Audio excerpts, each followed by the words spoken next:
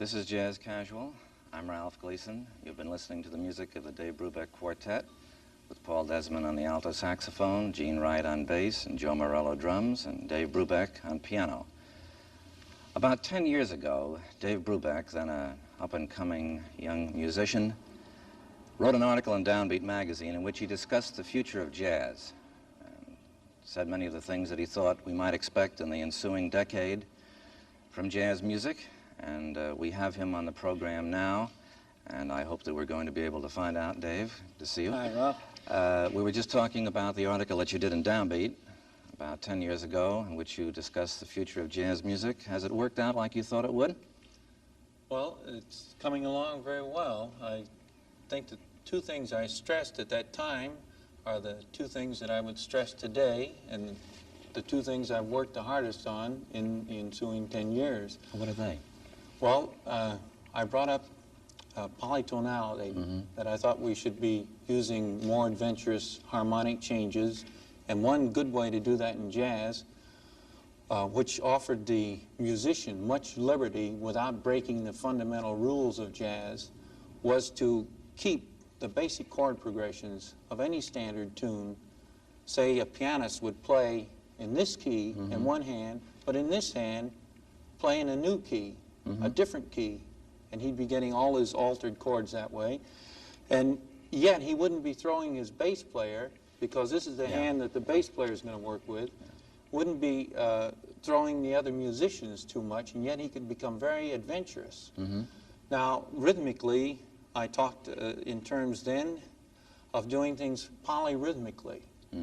The harmonic approach was polytonality. Rhythmically, I wanted to do things polyrhythmically, because I thought jazz was much too tame. And the way I wanted to set up the group was that the drummer would be playing one rhythm, the bass player another rhythm, and Paul and I could play in either of those rhythms or a new rhythm. Now, we've done this, and we're doing it better now than we did 10 years ago. And the album Time Out was the first album where we took a whole series of time signatures, different than we're used to playing in. And the next album, current album, is called Time Further Out. Well, now, you just did the Take 5 from Time Out. And it's very interesting to see that that is now being accepted by the public. Well, now, how did you use this in Take 5, for instance, which you just finished playing? Well, we recorded that about 2 years ago, and it's a tune written by Paul Desmond, and that was where we were going to take different time signatures than the usual jazz. Now, the idea was that jazz used to challenge the public and make them think in terms more advanced rhythmically than they were used to thinking in. In the 20s, it was hard to get a group of people to clap on 2 and 4, 1, 2, 3, 4. This was difficult. Well, we haven't gone much further. The public is ready for something new, because everybody that listens to jazz can clap on 2 and 4. At this period, 30 years is long enough to be stuck there. So it's time that the jazz musicians take up their original role of leading the public into more adventurous rhythms. And you think this is what is now going to take place? Well, the Take 5 is proof of it. After all, the kids are tired of rock and roll, too. And yet they can dance in 5/4 time. Well, now, are you doing this in any other way with other numbers that you've written and that you're recording and playing? We have, we're the only group that I know of. We can play an entire concert and not play in 4/4 or even in 3/4. And most jazz is played in 4/4 time. Most jazz is, and more they're getting to be jazz waltzes, but we have 4 things in 5/4 time, and things like the Blue Rondo a la Turk using 9/8, a thing called Unsquare Dance that's in 7/4 time, and there's another thing in 7/4 that's very difficult to play in. 3 to get ready and 4 to go was the idea of using 2 bars of 3/4 followed by 2 bars of 4/4. Now, many groups do these things, and they play the first chorus that way, and then they go cop into 4/4, out. Then they go into 4/4. In our group, if we set up this pattern, we're going to stay in the difficult time signature throughout and improvise. Just like you heard Paul just now, he was in 5/4 time. He can probably play in 5/4 better than any musician in the world, maybe as a horn man, and Morello's got it sewed up as a drummer. Well, now, can you show us some of these different rhythmic things that you're going to do? Yes. The tunes, what tunes would you play for us now? I'll do a thing called a raggy waltz. Yeah. Now, the rag was the first written form in jazz. And they used to play 1, 2, 3 against 4 over here. Now, we're going to start with the idea we're going to play a waltz and put 1, 2 on this side. All right. And we'll combine the rag and the waltz. Now, we might get into tempos of 3 or 4 or 2. We're free to do anything we want as long as we don't break the basic idea. Okay, well, we'll listen to that. Thank you, Dave. This is going to be Raggy Waltz, the Dave Brubeck Quartet, and I urge you all to listen and watch closely and see if some of the things that Dave just described to us turn up in this tune as the Dave Brubeck Quartet plays it. Raggy Waltz.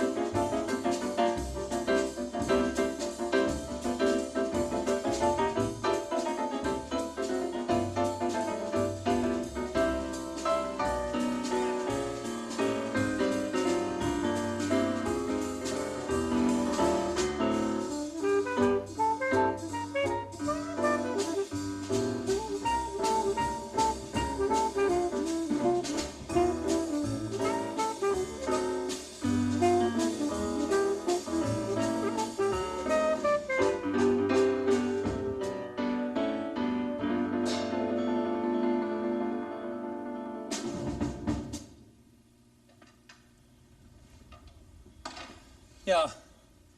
Now that's the idea when you get into two or more tempos at the same time, because that came off kind of like I hope it should or hope that it will. And if you were counting, which we weren't, because you can't count up here, you either know what you're doing or not, all you can hope to do is come out at the downbeat together. Now, we'd like to do another thing in 5/4 time. This is called Castilian Blues. And if we hadn't played other tunes in 5/4, we'd have a lot of trouble in playing in this time signature. But it's because we've done the Time Out album that we can do the Time Further Out album.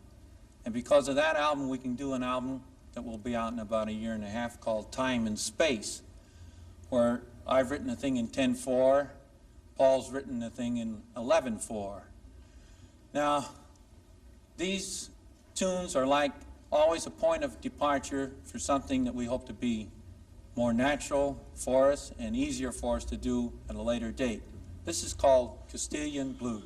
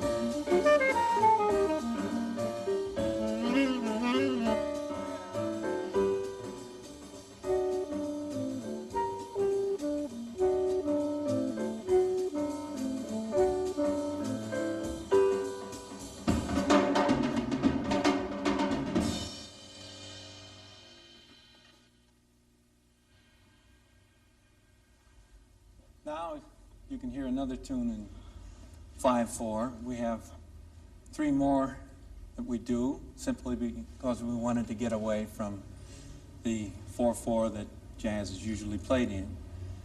There's quite a bit of 3/4 going around these days. And we have one now we'd like to do for you called Waltz Limp. It's from a ballet I'm doing where the girl loses her ballet slipper. She starts to limp.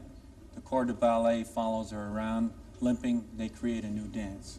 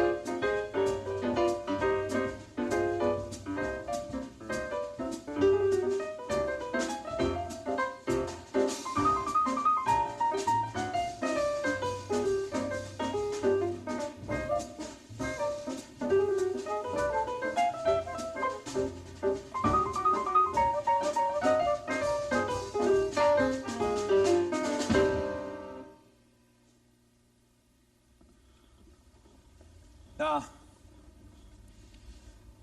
we used a 9/8 time that I would like to demonstrate a bit because it's quite different than most jazz. You count it 1 2 1 2 1 2 1 2 3, which totals 9. It's a Turkish rhythm that most of the people in Turkey have no more trouble with than we have with rock and roll here. It's called Blue Rondo a la Turk.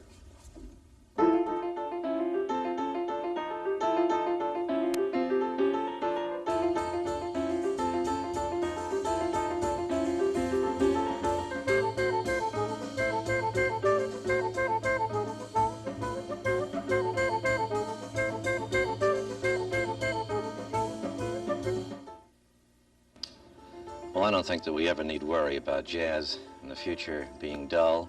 It's certainly never going to be dull as long as we have bright, provocative, and courageous musicians like Dave BRUBECK, who are willing to take chances and to experiment, because experimentation has always been and always will be a major part of jazz music.